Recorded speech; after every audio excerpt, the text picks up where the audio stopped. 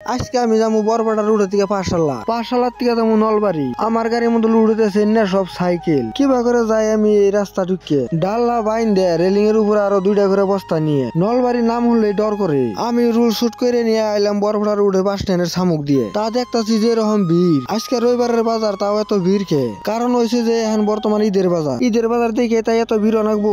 এখন হেরে আমি পাইলাম মাছগাঁও বাজার হিসাবে এখন এত ভিড় নাই। আমি গেতাছি ভিতর দিয়ে, এখন হেরে আমি পাইলাম 2 হতিনের বাজার। তাই ডরাইতাছি যে আমি এই ওভারলোড গাড়ি নিয়ে আমি নলবাড়ি ডিস্ট্রিক্টে কেবে করে যাবো। এখন হেরে আমি পাইলাম পাঠশালা ওভার ব্রিজ। কি করবো আর এখন আমি ওবাই ডরাই যাই। পাঠশালা যদি আমার আধা গাড়ি খালি হয় তাহলে আর আমি চিন্তা করুম না, আগে যাই নই তারপরে ভাবি। এখন আর আমার চিন্তা নাই, কিন্তু যেটা ভাবছিলাম সেটা হইলো না। কিন্তু পাঠশালা আমার আধা গাড়ি খালি হয়ে যাবো গা। এখন বালাইলে যাহামু আমি নলবাড়ি। পাঠশালা কিছু খালি করে এখন আইয়ার পাইলাম আমি টিহু চকের থেকে কমসে কম আরো 40 কিলোমিটার জানাবো তেলেশনা পামু নলবাড়ি। এখন আমি বর্মা পার হইয়া বহুত দূর আইয়া পড়ছি, কিন্তু নলবাড়ির কাছাকাছি আছি। এন থেকে এখন আছে নলবাড়ি বেশি না 3.5 কিলোমিটার। আমি এখন নলবাড়ি পাইয়ে গেলাম। গাড়ির রশি মশি সব বানবুন আমি সব খুলে দিছি। যত হারাহারি খালি করবো তত আমার ভালো, কারণ কালকে হয়েছে ঈদ।